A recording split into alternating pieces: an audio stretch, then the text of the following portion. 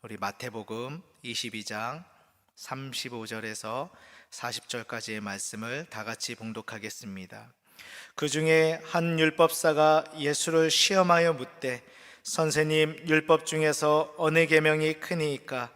예수께서 이르시되 내 마음을 다하고 목숨을 다하고 뜻을 다하여 주 너의 하나님을 사랑하여 하라 하셨으니 이것이 크고 첫째 되는 계명이요 둘째도 그와 같으니 내 이웃을 내 자신과 같이 사랑하라 하셨으니 이 두 계명이 온 율법과 선지자들의 강령이니라. 아멘.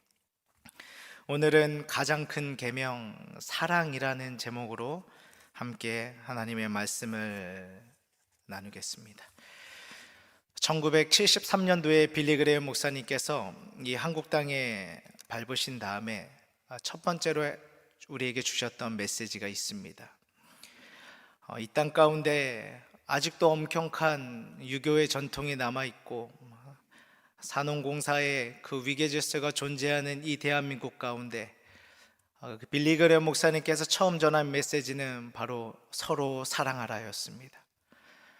그가 요한복음의 말씀을 인용하면서 예수님께서 제자들에게 한 말씀을, 마지막 말씀을 하시면서 그 말을 영원히 잃어버리지 말라라고 하시면서 했던 그 말씀, 서로 사랑하라입니다. 우리는 사랑해야 되는 것을 너무나 잘 알고 있습니다. 사랑이 모든 것을 덮는 하늘의 능력에 대함을 알고 있음에도 불구하고 이 사랑이 참 어렵다는 것 또한 우리는 잘 알고 있습니다. 그러나 그 빌리그레임 목사님을 통해서 이 대한민국에 울려 퍼졌던 서로 사랑하라, 그것이 하나님께서 이 땅 가운데 주셨던 말씀이고 명령이고 하나님의 마음이었는 줄로 믿습니다. 수많은 이 땅 가운데 대한민국에 와서 기적을 이야기하고 수많은 구원을 이야기하는 게 먼저인 줄 알았는데 저는 이전에 그 동영상을 보면서 깜짝 놀랐습니다. 사랑이 정말 중요하구나. 하나님 우리에게 사랑을 명령하신 가장 큰 계명으로 하신 그 이유가 있구나 라고 해서 오늘 이제 마태복음 22장을 보는데, 이 22장에서 예수님께서 내 마음을 다하고 내 뜻을 다하고 내 힘을 다하여 내 야훼 하나님을 사랑하라, 그리고 내 이웃을 내 몸과 같이 사랑하시는 이 명령은 갑작스럽게 나온 게 아니라는 것을 알게 되었습니다. 이것은 구약의 이스라엘 백성에게 먼저 주어진 말씀입니다. 신명기서 6장 5절 말씀에 너는 마음과 뜻과 힘을 다하여 내 하나님 야훼를 사랑하라고 말씀하셨습니다. 그리고 레위기서 19장 18절에 원수를 갚지 말며 동포를 원망하지 말며 내 이웃 사랑하기를 내 자신과 같이 사랑하라, 나는 야훼니라. 이렇게 신명기서와 레위기를 통하여서 구약의 이스라엘 백성에게 하나님 이 명령을 첫 번째로 주셨습니다. 그 의미에 대해서 우리가 살펴본다면 오늘 이 사랑하라는 의미가 무엇인지 더 깊게 살펴볼 수 있을 것 같습니다. 구약에서 하나님께서는 이 이스라엘 백성을 택하셔서 하나님이 다스리고 하나님의 통치함을 받는 하나님의 백성의 본을 보여주셨어요. 하나님의 다스리는 백성은 이러이러한 삶을 살아야 된다. 하나님을 왕으로 섬기는 백성은 이렇게 살아야 된다. 그러나 하나님은 보이지 않죠. 하나님은 보이지 않았어요.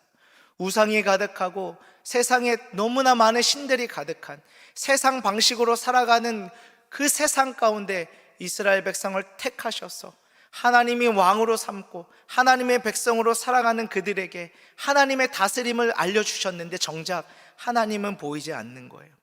또한 하나님이 직접적으로 다스리는 통치와 그 모습들도 보이지가 않는 거죠. 다만 무엇이 보입니까? 하나님의 다스림과 통치를 따라가는 백성이 보이는 거예요. 하나님의 다스림과 통치에 순종하는 이들이 보이는 거예요. 즉 세상 한가운데서 하나님을 사랑하고 서로 사랑하는 이들의 순종과 그 삶을 통하여서, 이들을 통하여서 사랑이신 하나님, 그의 백성을 사랑하시고 먹이시고 지키시고 승리케 하여 주시고 인도하시는 그 하나님을 드러내신 것입니다. 그것이 무엇을 의미하냐면요, 그냥 사랑을 해라, 용서를 해라, 더 나은 삶을 살아라의 수준이 아닌 거예요. 그건 뭐냐면 이 세상 속에서 하나님께서 그의 백성을 드러내는 방식이라는 거예요. 그건 오늘날도 똑같은 거예요. 이렇게 연약하고 미천하고 이렇게 사랑하기 어려운 우리를 통하여서 우리를 도구로 사용하시겠다는 거예요. 우리를 통로로 사용하시겠다는 거예요. 속절없이 무너지고, 제가 진짜 사랑을 얘기할 때 가장 많이 듣는 말이 뭔지 아세요? 목사님 그 상황에 처해 보셨어요? 내 상황이라면 그렇게 말 못할걸요. 이건 참 제가 원로 목사님 예화에서도 보면 그래요. 사랑하십시오 자매님, 용서하십시오. 그러면 돌아오는 말이 뭐예요? 당신은 내 상황을 겪지 않기 때문에 그렇다는 거예요. 이것은요, 구약부터 신약까지 흘러나오는 사랑의 이야기 속에는요, 더 큰 것이 담겨 있어요. 그 사랑함을 통하여서 단순히 내가 자유함을 누리고 해방감을 누리는 수준을 넘어서서 하나님이 이 땅 가운데 하나님을 드러내는 방식이고, 그 방식 안에서 우리를 도구로, 통로로 사용하시기로 결단하셨다는 겁니다. 이것이 우리의 어떠한 연약함에도 불구하고, 우리의 어떠한 실패에도 불구하고, 하나님 오늘도 그의 갈보리 언덕의 십자가에서 이루신 그 보혈의 은혜로 말미암아 성령을 보내주셔서 우리를 하나님의 영광스러운 도구로, 이 땅 가운데 어두운 가운데 빛의 자녀로 세워가게 되시는 것을 우리는 기억해야 되는 줄로 믿습니다. 오늘 이 마태복음 22장 40절의 끝자락에 다시 한번 말합니다. 하나님을 사랑하고 이웃을 사랑하라는 이 계명은 모든 율법과 선지자들의 강령이라. 이 말은 뭐냐면 모든 율법과 선지자들이 말한 그 모든 것의 근간이 되고 뿌리가 되는 거다. 그게 바로 사랑이라는 거예요. 참 사랑이 어렵죠. 근데 제가 이 성경을 보다 보니까 이 사랑을 실천한 사람이 있더라고요. 전 너무 놀랐어요. 누구냐면요, 마태복음 19장, 마가복음 10장, 누가복음 18장에 이 세 군데서 공통적이게 등장하는 부자 청년의 이야기입니다. 어느 날 부자 청년이 예수님께 찾아옵니다. 내가 무슨 선한 일을 해야 영생을 얻겠습니까? 그때 예수님 대답하십니다. 하나님 한 분 외에는 선한 이가 없다. 선한 이는 오직 한 분이시다. 내가 그 영생, 그 생명에 들어가려면 계명들을 지켜야 된다라고 합니다. 그가 대답하죠. 무슨 계명을 지켜야 됩니까? 예수님이 또 대답해 주십니다. 살인하지 말라, 간음하지 말라, 도둑질하지 말라, 거짓 증언하지 말라, 내 부모를 공경하라, 그리고 내 이웃을 내 자신과 같이 사랑하라. 그런데 이가 뭐라고 대답한 줄 아십니까? 내가 그 계명을 다 지켰습니다. 저는 이 부분에서 더 놀랐어요. 와, 내 이웃을 사랑하라는 계명을 지킨 사람이 여기 있네. 와, 그때 예수님 뭐라고 하십니까? 그가 도저히 지키지 못하는 그 안에 감추어진 재산에 대한, 재물에 대한 부분을 건드립니다. 내 소유를 다 팔아 나를 따르라. 그가 근심하고 떠나갑니다. 이 마가복음에 나오는 이 마태복음 19장 25절에 따르면 제자들이 이 모습을 보고 다 같이 몹시 놀랐다고 합니다. 도대체 저 부자 청년보다 더 나은 이가 누가 있겠단 말이에요. 하나님의 계명을 저보다 더 잘 지킨 자가 누가 있겠냐. 그때 예수님께서 이렇게 대답하십니다. 사람은 할 수 없는 것을 하나님으로서는 할 수 있느니라. 여기 중요한 포인트가 있어요. 여기 하나님 우리에게 알려주시고자 하는 중요한 목적지가 있어요. 예수님 무엇을 말씀하시는 것입니까? 부자 청년의 풍성한 구제와 사랑이 부족했다고 얘기하는 게 아니에요. 안다는 거예요.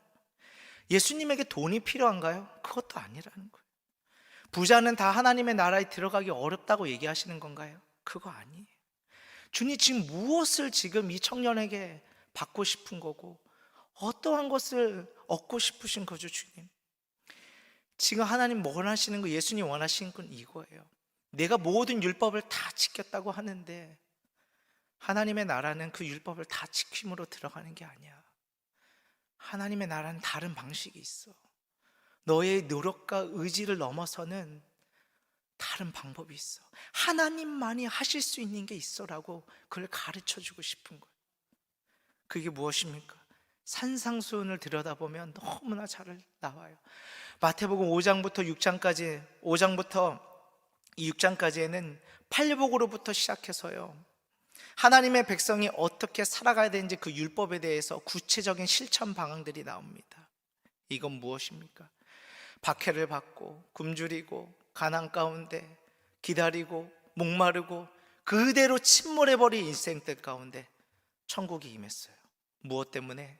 예수 그리스도 때문에. 그리고 더 이야기합니다. 팔복 이후에 뭐라고 얘기하냐면, 너희는 소금이다. 그러나 소금이 맛을 낼 수 있는 것은 예수 그리스도 때문이다. 너희는 빛이다.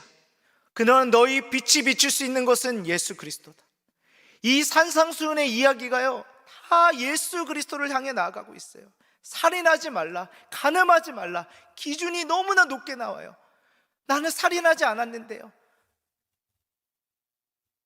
주변에 있는 사람에게 이 바보야라고 얘기하는 수준의 일만 해도 너는 살인한 자다.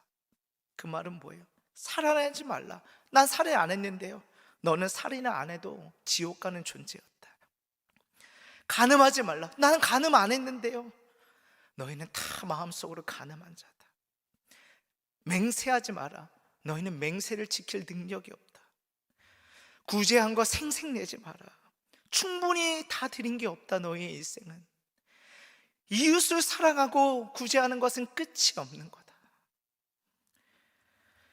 염려하지 마라.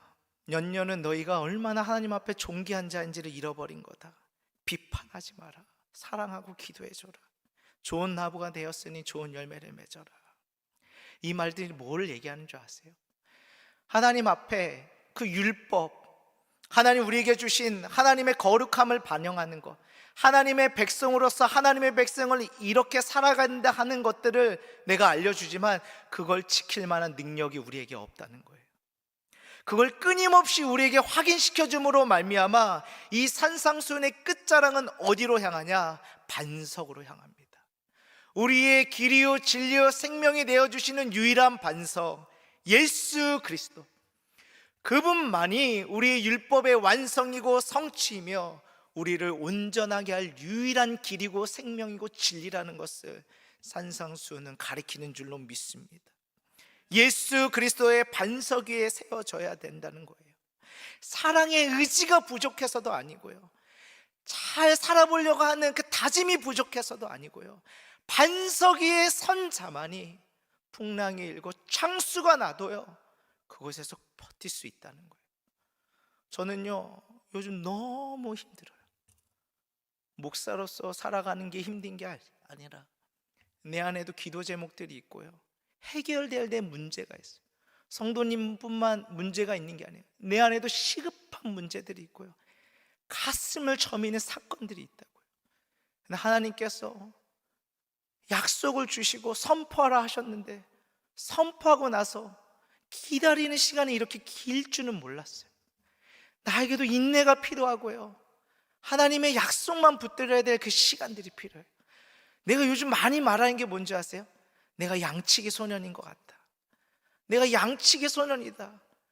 내가 아직 약속을 맛보지 못했기 때문에 하나님 나를 정말, 나도 약속의 성취를 누리고 담대하게 선포하고 싶은데 지금은 인내하는 시간이에요.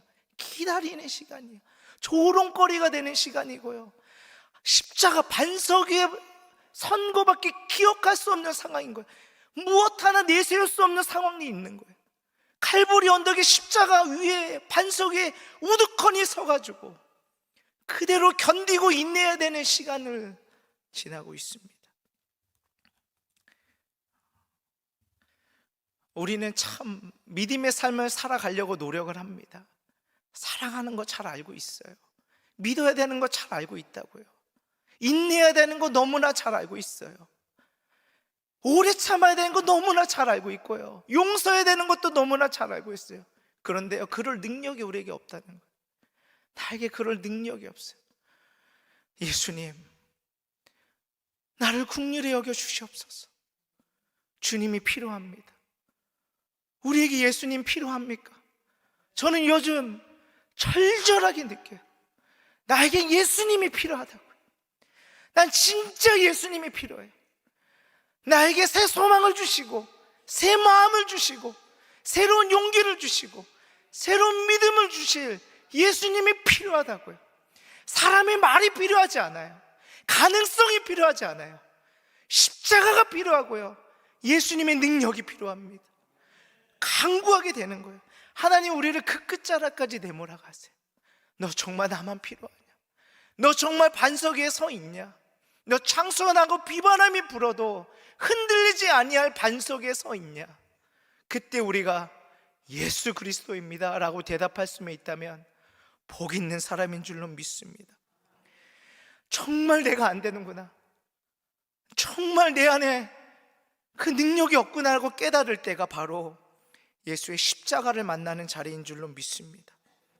바로 그 자리가 찬양하는 자리가 되고, 예배하는 자리가 되고, 감사하는 자리가 되고, 하나님의 사람으로, 하나님의 사랑으로 채워지는 자리가 될 줄로 믿습니다. 부자 청년이 했던 그 모든 율법의 노력의 숲으로 돌아가고, 이제 드디어 진짜 사랑이 나타납니다. 저는 우리가 참 복된 자라고 생각해요.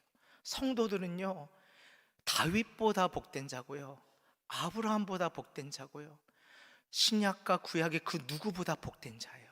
왜요? 진짜 사랑이 나타났기 때문인 줄로 믿습니다.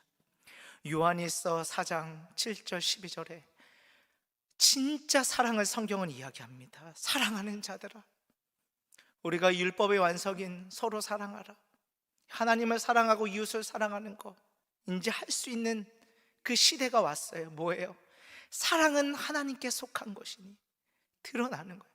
사랑, 그 율법의 모든 완성 너에게 있는 게 아니었단다. 그거 하나님께 속한 거다. 하나님 사랑하는 자마다 하나님께로부터 나서 하나님을 알고 내가 사랑하게 되고요, 하나님의 사랑을 믿게 되었다면요, 그건 나의 능과 의지와 나의 다짐 때문이 아니에요. 하나님으로부터 내 안에 부어주신 은혜인 줄로 믿습니다. 하나님 사랑하지 아니하는 자는 하나님을 알지 못하는 거예요. 우리는 믿음을 백날 이야기해도, 소망을 백날 이야기해도 내 안에 하나님 사랑하는 마음 없으면요, 내 믿음을 확증할 길이 없는 거예요. 우리는 사랑으로서 하나님이 내 안에 거하고 내가 주님 안에 거함을 확증하고 보증하고 우리는 다 확신하는 줄로 믿습니다. 그러면서 이 요한일서는 우리에게 이 사랑을 이야기합니다. 하나님의 사랑이 우리에게 이렇게 나타낸 바 되었는데, 그 사랑은 하나님이 독생자를 세상에 보내셨다. 사랑은 여기 있나니 우리가 하나님을 사랑한 것이 아니요, 하나님이 우리를 사랑하사 우리를 위하여, 우리 죄를 속하기 위하여 화목제물로 그 아들을 보내셨음이니라. 사랑하는 자들아, 하나님이 이같이 우리를 사랑하셨은즉 우리도 서로 사랑하는 것이 마땅하도다. 먼저 하나님이, 예수님이 우리를 향한 그 하나님의 사랑을 보여주셨습니다. 하나님이 사랑이심으로 그분의 사랑이 우리 안에 거하시면 우리 안에는 사랑의 열매를 맺게 된 줄로 믿습니다. 하나님을 사랑하게 되는 거예요. 내 안에 이웃을 사랑하게 되는 거예요. 사랑으로서 나를 세워가게 되는 거예요. 모든 기준이 예수 그리스도예요. 모든 기준이 예수 그리스도라고요. 예수 그리스도를 통해서 일하신다는 거예요.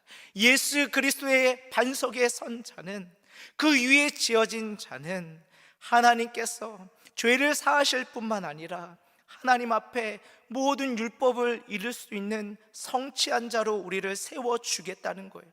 그리스도의 그 모든 선물을 우리에게 부어주시겠다는 거예요. 제가 얼마 전에 이런 일이 있었습니다. 우리 장모님에게서 우리 아내에게 문자가 온 거예요. 내가 너희들에게 너무 서운하다, 잠을 못 이루고 있다. 그 문자를 받아들었는데 마지막 끝이 두똑 하고 끝났어요. 그 무슨 뜻입니까? 둘이 똑같다라는 뜻이죠. 제 마음에 상심이 크더라고요. 우리가 뭐 그렇게 잘못했나? 근데 놓친 게 있었어요.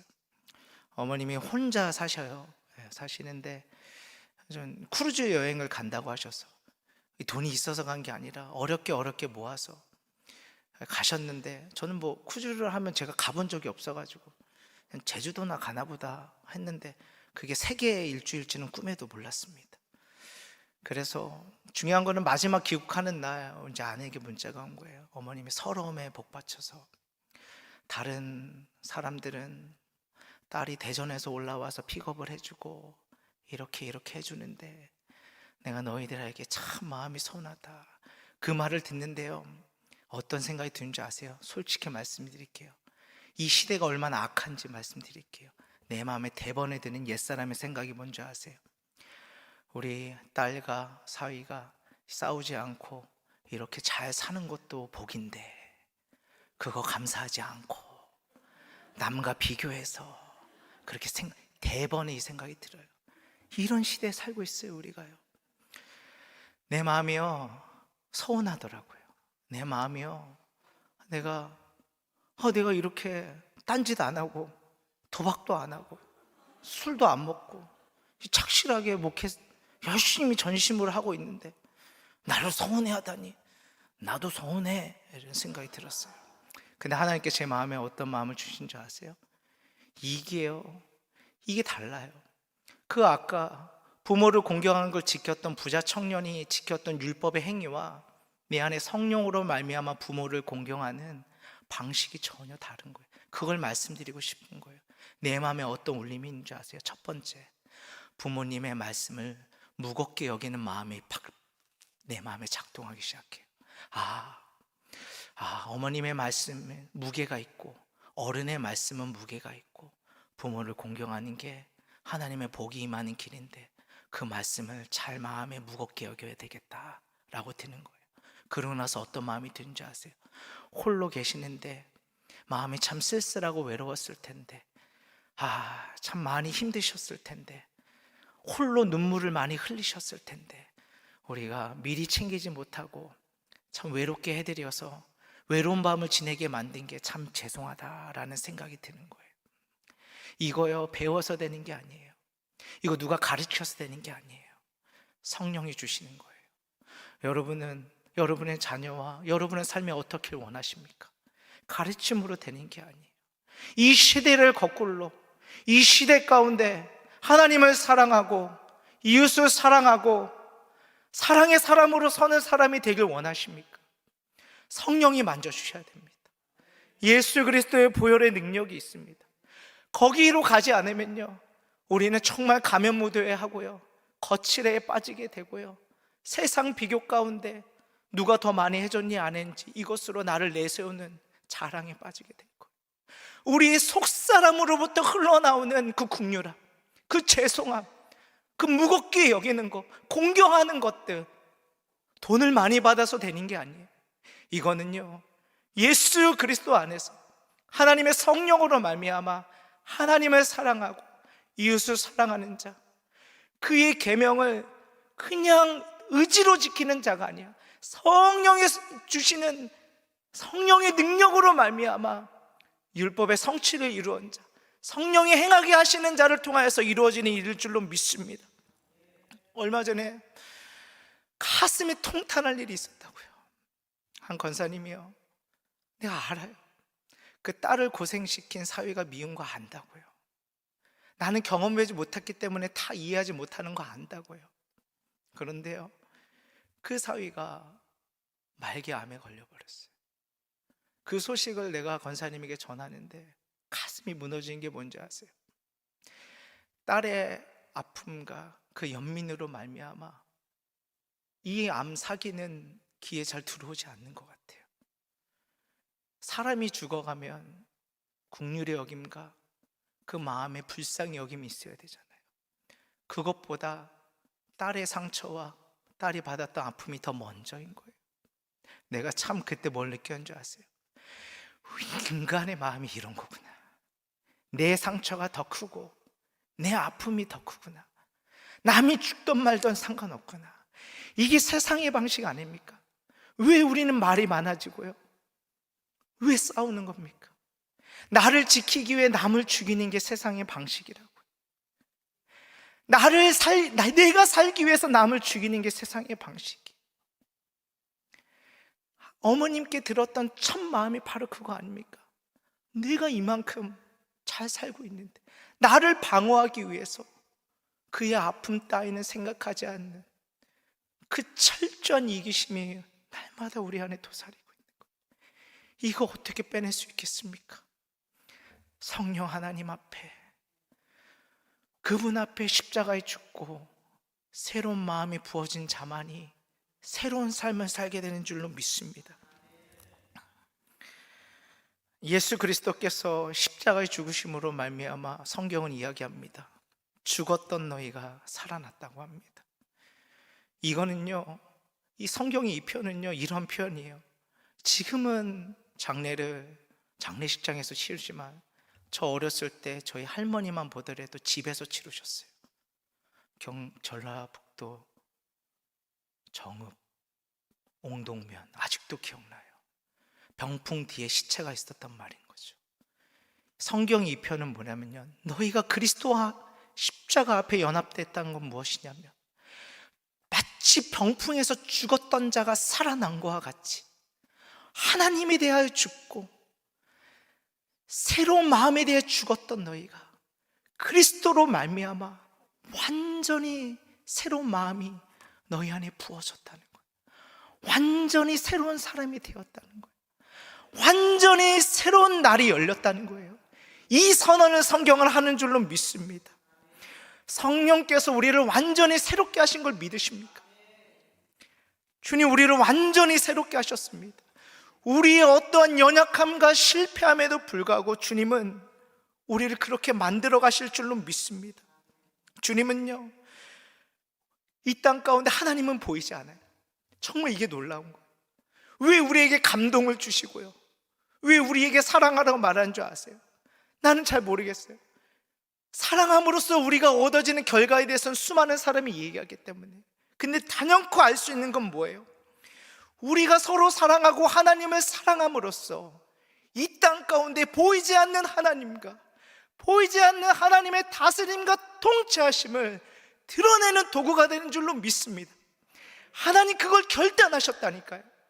너희가 조롱거리가 돼도 괜찮다, 너희 연약함으로 말미암아 교회가 깨지고 조롱거리가 돼도 괜찮다. 하지만 내가 하나님의 사람, 성령의 사람을 통하여서 바로 너희를 도구로 삼아서 이 시대 가운데 사랑이 뭔지를, 믿음이 뭔지를, 소망이 뭔지를, 승리가 뭔지를 내가 드러내겠다. 정말 이걸 안다면요, 감격이 일어나요. 내가 무너지고 우리가 어떠한 끝자락이 있을지라도 그분이 세우실 것을 우리는 바라보고, 그분이 하나님의 사랑이 우리 안에 거하는구나, 정말 하나님의 성령께서 우리를 만들어 가시는구나, 우리가 그걸 느껴야지만, 우리가 그걸 경험해야 되지, 우리가 그거를 알아야지만 이 세상에 하나님을 모르는 사람들이 이 교회에 와서 성도들 안에서 하나님의 살아계심을 느끼고 보고 맛보게 될 줄로 믿습니다. 그러한 순복음 강남교회, 그러한 다음 세대가 이 땅 가운데 펼쳐지기를 주님의 이름으로 축복합니다. 축복합니다. 축복합니다. 살아계신 하나님 감사합니다. 이 땅 가운데 하나님은 보이지 않습니다. 하나님의 다스림 또한 보이지 않습니다. 하나님, 그러나 하나님을 사랑하고 서로를 사랑하는 자들의 순종과 그 발걸음을 통하여서 주님은 구약에도 이스라엘 백성을 통하여서 오늘날 교회와 성도를 통하여서 이 어두운 시대, 이 세상 가운데 사랑이신 하나님을 드러내는, 하나님의 사랑을 드러내는 도구로 사용하여 주심을 믿습니다. 그 영광스러운 통로가 바로 교회이고 성도임을 기억하오니 하나님, 그 사랑 안에 눈이 띄게 하여 주시고, 오늘 우리의 능력으로는 할 수 없으나 우리 안에 거하시는 성령의 능력으로 말미암아 우리가 이 어두운 시대에 놀라운 승리와 기쁨을 마주하게 하여 주시옵소서. 오늘도 흑암의 권세에서 우리를 건져내어 그의 사랑의 아들의 나라로 옮겨주신 우리 구주 예수님의 이름으로 기도드렸습니다.